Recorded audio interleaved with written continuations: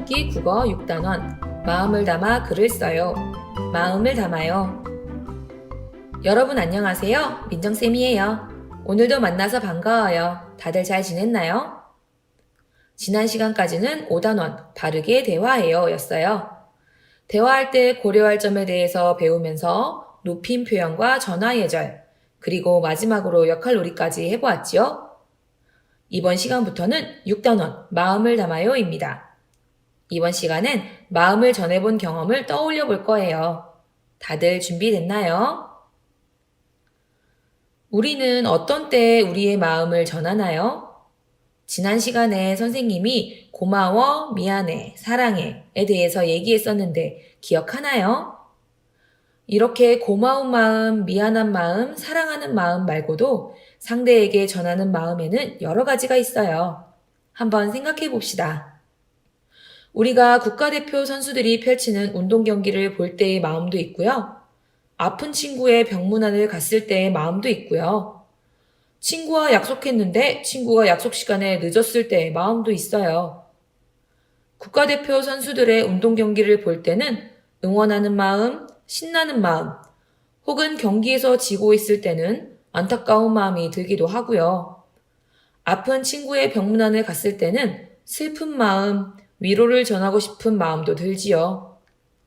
친구와 약속했는데 친구가 늦었을 때는 속상한 마음과 섭섭한 마음도 듭니다. 이런 여러 상황에서 우리는 우리의 마음을 전하게 됩니다. 우리는 여러 가지 상황과 여러 가지 감정을 겪게 되는데 때로는 내가 직접적으로 느끼지 못했던 감정도 친구의 말이나 경험을 듣고 이해할 수도 있답니다. 그런 의미에서 친구와 감정카드 놀이를 하면서 감정과 상황을 연결해 보는 것도 재밌을 것 같아요. 감정카드를 전부 뒤집어서 글자가 보이지 않게 엎어놓은 다음 친구들끼리 차례를 정합니다. 첫 번째 차례인 친구가 맨 위에 놓인 감정카드를 집어서 쓰인 감정을 혼자 확인합니다. 편안해요, 미안해요, 행복해요 같은 감정이 쓰여 있어요. 감정카드를 확인한 친구는 그 감정을 그대로 말하는 것이 아니라 그 감정을 언제 느꼈는지 혹은 언제 느낄 수 있는지를 다른 친구에게 설명합니다. 다른 친구들은 그 설명을 듣고 어떤 감정인지를 맞추는 거예요. 가장 먼저 카드에 쓰인 감정을 말한 친구가 그 감정 카드를 가져갑니다. 예를 들면 어떤 친구가 카드를 읽고 가족과 맛있는 음식을 만들어 먹었을 때 이런 감정이 느껴져요 하고 설명하면 다른 친구들이 그걸 듣고 저마다 어떤 감정인지를 말하는 거예요. 가족과 맛있는 음식을 만들어 먹었을 때 이런 경우는 뿌듯해요, 행복해요, 설레요 이런 감정이 답으로 나올 수 있겠죠? 정답이 행복해요라면 행복해요라는 답을 가장 먼저 한 친구가 이 카드를 가져가는 게임입니다. 다른 친구들이 어떤 상황에서 어떤 감정을 느끼는지를 알아볼 수 있는 게임이지요.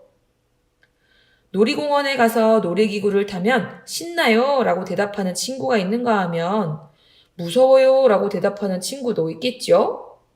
혹은 똑같이 무서워요를 표현하는데 어떤 친구는 아까 말한 놀이기구를 말할 수도 있고 거미나 지네 같은 벌레가 무서워요 라고 말하는 친구도 있을 거예요.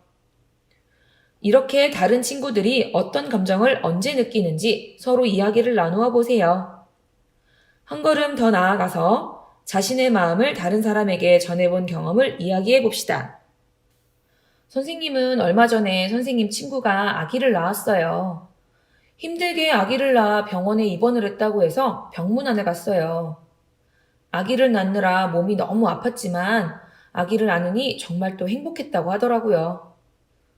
아픈 친구를 보니까 안타까운 마음, 조금은 슬픈 마음도 들었어요. 그러다가도 예쁜 아기를 보니 축하해주고 싶고 자랑스럽고 격려해주고 싶은 마음도 들었어요. 그래서 준비해간 꽃다발도 전해주고 수고했다고 손도 잡아주고 푹 쉬라고 어깨도 두드려주고 예쁜 아기를 안아보고 행복을 빌어주기도 했답니다. 여러분도 이렇게 자신의 마음을 다른 사람에게 전해본 경험을 말해봅시다. 전학을 가는 친구에게 앞으로 보고 싶을 거라고 말할 수도 있고 어려운 수학 문제가 잘 풀려서 옆 친구에게 기분이 좋다고 말할 수도 있어요. 다만, 마음을 전할 때에는 상대의 기분을 살펴 진심으로 말하는 것이 중요하다는 거 잊지 마세요. 우리가 전하는 마음이 상대에게 기쁨이 될 수도 있지만 상처가 될 수도 있거든요. 3단계로 생각해보면 좋아요. 첫 번째는 멈춰요 단계입니다. 화가 났을 때에는 하고 싶은 말이 있어도 잠깐 멈출 수 있어야 합니다. 두 번째는 생각해요 단계입니다. 말을 하기 전에 이 말을 하면 상대의 기분이 어떨지 생각할 수 있어야 합니다.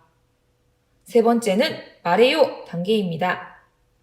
말할 때에는 상대의 마음을 헤아리며 자신의 생각과 마음을 말할 수 있어야 합니다. 선생님은 체육 시간에 이런 경우를 가끔 본 적이 있어요. 팀을 나누어서 게임을 하는데 어떤 친구의 실수로 승패가 갈리게 되었을 때 아쉬움과 안타까움을 전하면서 너 때문이야! 라든지 너 때문에 망쳤어! 같은 말을 가끔 하는 친구들이 있더라고요. 실수한 친구는 미안하고 부끄러워서 어쩔 줄 모르고 그 다음 체육 시간부터는 움츠러드는 모습을 보이기도 하고요. 아니면 그 이후로 서로 언성이 높아져서 싸움이 되기도 합니다. 이렇게 되기 전에 아까 선생님이 이야기한 3단계, 멈춰요, 생각해요, 말해요의 3단계를 머릿속에 떠올려 보세요. 서로 상처를 주는 말을 멈출 수 있을 거예요. 아까 같은 경우 마음속에서는 많이 아쉽겠지만 너 때문이야! 이런 말을 들었을 때 친구의 기분이 어떨지를 생각하면 멈출 수 있겠죠? 그리고 친구를 놀리는 말을 할 때도 마찬가지예요. 가끔 친구들의 별명을 부르거나 친구가 하지 말라는 말을 장난삼아 하는 친구들이 있는데 이 말을 하면 저 친구의 기분이 어떨까를 생각하며 조심하면 좋을 것 같아요. 우리가 서로 나누는 마음 중에서 화난 마음, 슬픈 마음, 억울한 마음보다는 기쁜 마음, 행복한 마음, 서로 아끼고 사랑하는 마음이 더 많았으면 좋겠어요. 여러분, 다 할 수 있죠? 이번 시간에는 다른 사람에게 마음을 전해본 경험을 떠올려 보았어요. 우리가 겪는 여러 상황들 속에서 여러 마음들을 경험하고 그 경험을 다른 사람에게 전할 수 있었죠. 감정카드로 게임도 해보고 멈춰요, 생각해요, 말해요의 3단계도 알아보았어요. 다음 시간엔 이야기를 듣고 인물의 마음이 어떻게 변했는지 정리해보고 이야기 속 인물의 마음을 헤아리며 글을 읽어볼 거예요. 정말 재밌겠죠? 이야기가 궁금한 친구들은 교과서 196에서 201쪽을 미리 읽어보아도 좋아요. 여러분, 그럼 오늘도 행복하고 신나는 하루 보내세요. 다음 시간에 또 만나요.